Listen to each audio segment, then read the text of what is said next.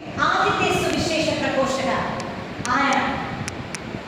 15 വയസ്സുള്ള ആ ജീൻസും ടീഷർട്ടും അണിഞ്ഞ് ഫുട്ബോളിനെ സ്നേഹിച്ച, ദിവ്യകാരുണ്യത്തെ പ്രണയിച്ച ആ ചുള്ളൻ ചെക്കനെ ഓർക്കുന്നില്ല.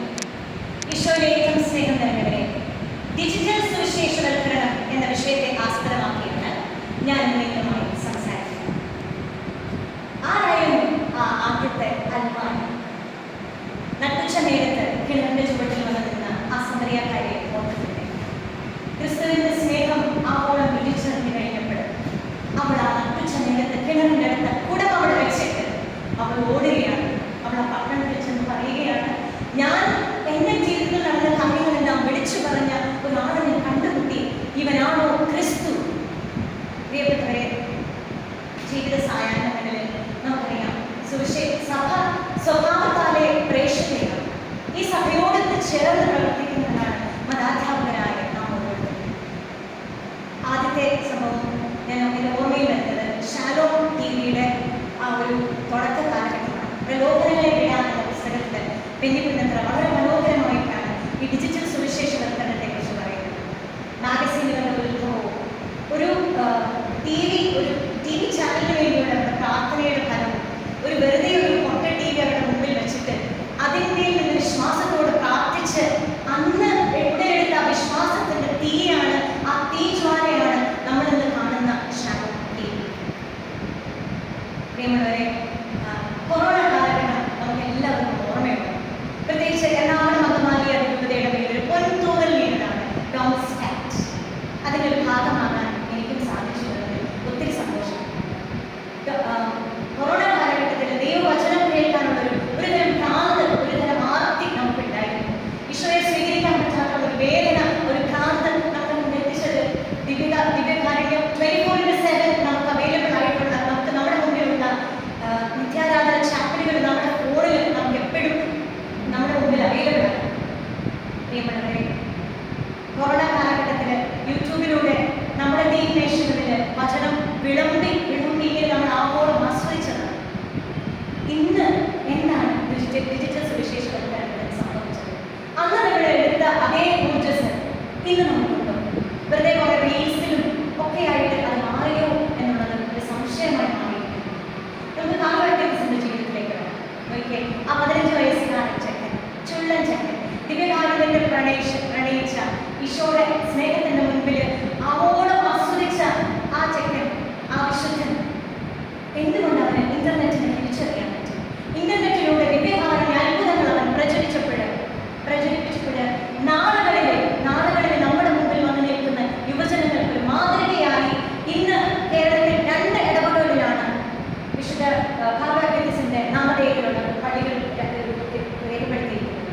ഇന്ന് അവൻ എങ്ങനെ നമ്മുടെ മുൻപിൽ ഒരു മാതൃകയായി മാറി എന്നുള്ളത് അവനുണ്ടായിരുന്ന സാധ്യതയായിരുന്നു ആ ഇന്റർനെറ്റ്.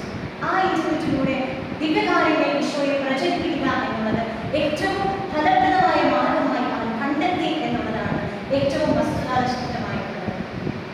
പ്രിയമുള്ളവരെ, ഇതെന്റെ കയ്യിലിരിക്കുന്ന മൊബൈൽ ഫോൺ, എൻ്റെ കയ്യിലിരിക്കുന്ന ഇന്റർനെറ്റ് ഫെസിലിറ്റീസ്, ഏതൊക്കെ ഡിവൈസസ് ആണോ അതെല്ലാം, എങ്ങനെ ഇതിനെ ക്രിസ്തുവിന്റെ സ്നേഹം എത്തിക്കാൻ പറ്റുന്ന ഒരു സമയക്കാരിയായി എനിക്ക് മാറാൻ സാധിക്കും? അതിനൊന്നേ ഉള്ളൂ, പരിശുദ്ധാത്മാവ് നൽകുന്ന ജ്ഞാനത്തിൽ ഇത് ഉപയോഗിക്കുക എന്നുള്ളതാണ് ഏറ്റവും പരമപ്രധാനമായ കാര്യം. ഞാനൊരു വചനം പങ്കുവെക്കുമ്പോഴോ, ഞാനൊരു ഈശോയുടെ സ്നേഹത്തെ പ്രതിഫലിപ്പിക്കുന്ന എന്തെങ്കിലും മറ്റുള്ളവർക്ക് അയച്ചു കൊടുക്കുമ്പോഴോ, ഒരു പ്രാർത്ഥനയോടുകൂടി എനിക്ക് അയച്ചു കൊടുക്കാൻ പറ്റിയാൽ സ്വർഗം അത് വളരെ വിലമതിക്കുന്നതായിട്ട് കാണും. പ്രിയമുള്ളവരെ, ഡിജിറ്റൽ സുവിശേഷവൽക്കരണത്തെ കുറിച്ച് പറയുമ്പോഴും ഏറ്റവും ആധികാരികമായി നമുക്ക് പറയാൻ പറ്റുന്ന ഒരു കാര്യം വാട്സാപ്പിലൂടെ നമ്മൾ വചനം പങ്കിടുന്നതാണ്. ഞാൻ ഓർക്കുന്ന കൊറോണ കാലഘട്ടത്തിൽ എൻ്റെ കാറ്റഗിസം കുട്ടികൾക്ക് സങ്കീർത്തന വായന ഈ വാട്സാപ്പിലൂടെ ചെയ്യാനായിട്ട് ഞങ്ങൾക്ക് സാധിച്ചു. 150 സങ്കീർത്തനങ്ങൾ വായിക്കാൻ സാധിച്ചില്ലെങ്കിലും കുറേയേറെ സങ്കീർത്തനങ്ങൾ ആ ഒരു വർഷം ഞങ്ങൾക്ക് വായിക്കാൻ സാധിച്ചു എന്നുള്ളത് ഏറ്റവും കൃപ നിറഞ്ഞ ഒരു കാര്യമായി ഞാൻ കാണുകയാണ്. അതോടൊപ്പം ക്രിസ്തീയ കൂട്ടായ്മയായ ഏഞ്ചൽസ് ആർമി മിനിസ്ട്രിയുടെ സ്ക്രിപ്ചർ സ്കൂൾ ലോകമെമ്പാടുമുള്ള ടീനേജ് കുട്ടികൾക്കായി സ്ക്രിപ്ചർ സ്കൂളിൻ്റെ ഒരു ഭാഗമാകാൻ, ഓൺലൈൻ സ്ക്രിപ്ചർ സ്കൂളിൻ്റെ ഭാഗമാകാൻ എനിക്ക് സാധിച്ചു എന്നുള്ളത് ഒത്തിരി സന്തോഷത്തോടെ ഞാൻ ഓർക്കുന്നു. അതിലൊരു അധ്യാപികയാണ് ഞാൻ. 28 അധ്യായങ്ങളുള്ള വിശുദ്ധ മത്തായി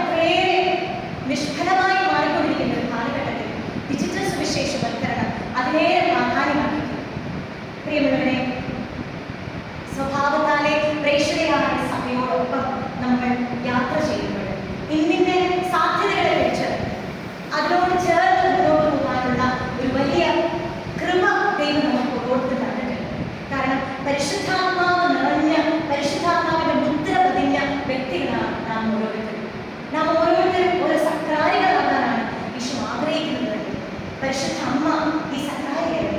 പരിശുദ്ധ അമ്മ ചെന്നിടത്തെല്ലാം, പരിശുദ്ധ അമ്മ ഈശോയെ വഹിച്ചുകൊണ്ട് ചെന്നിടത്തെല്ലാം അവിടെയെല്ലാം പരിശുദ്ധാത്മാവ് നിറഞ്ഞ് അവരൊക്കെ കുതിച്ച് ചാടിയ അവസ്ഥകളുണ്ടായി. നമുക്കറിയാം പരിശുദ്ധ അമ്മയുടെ അഭിവാദന സ്വരം കേട്ട് എലീശാമ്മയുടെ ഉദരത്തിൽ ശിശു കുതിച്ച് ചാടുകയാണ്. അവിടെ പരിശുദ്ധാത്മാവിന്റെ നിറമാണ്. ഞാൻ ഒരു മതാധ്യാപികയായിരിക്കുമ്പോൾ ഡിജിറ്റൽ സുവിശേഷവൽക്കരണത്തിന്റെ പ്രാധാന്യത്തെ മനസ്സിലാക്കി എന്നിലുള്ള ഈശോയെ, ഞാൻ സ്നേഹിക്കുന്ന, ഞാൻ തൊട്ടറിഞ്ഞ, ഞാൻ തിരിച്ചറിഞ്ഞ ഈശോയുടെ സ്നേഹം മറ്റുള്ളവർക്ക് പകർന്നു കൊടുക്കുമ്പോൾ ഞാനും ഒരു സത്രായിയായി മാറുകയാണ്. ഞാനും ചെല്ലുന്നിടത്തെല്ലാം, ഞാനും എന്നെ കാണുന്നിടത്തും ചെല്ലുന്നിടത്തുമെല്ലാം പരിശുദ്ധാത്മാവിനാൽ നിറഞ്ഞ് തുള്ളിച്ചാടുന്ന ഒരുപാട് കുഞ്ഞുങ്ങൾ നമ്മുടെ മുമ്പിൽ ഇരിക്കേണ്ട അവസ്ഥയുടെ ഒരു കാലഘട്ടത്തിലാണ് നമ്മളിപ്പോൾ ആയിരിക്കുന്നത്. ഡിജിറ്റൽ സുവിശേഷവൽക്കരണത്തെ കുറിച്ച് പറയുമ്പോഴും ഓൺലൈൻ പ്ലാറ്റ്ഫോമിലൂടെ ഇന്നും അനേകം ഇടങ്ങളിൽ വചനം പ്രഘോഷിക്കപ്പെടുന്നുണ്ട്. പ്രിയമുള്ളവരെ, ഡിജിറ്റൽ സുവിശേഷവൽക്കരണത്തിന്റെ ആകത്തുക മൊത്തത്തിൽ നമുക്ക് പറയാം, ദൈവം നമ്മുടെ ഓരോരുത്തരെയും മാറ്റി നിർത്തിയിരിക്കുന്നത് വിശുദ്ധ ജനമായിട്ടാണ്. തെരഞ്ഞെടുക്കപ്പെട്ട വംശവും രാജകീയ പുരോഹിത ഗണവും ദൈവത്തിന്റെ സ്വന്തം ജനവുമായിട്ട് അവൻ മാറ്റി നിർത്തപ്പെടുന്നത്. പരിശുദ്ധ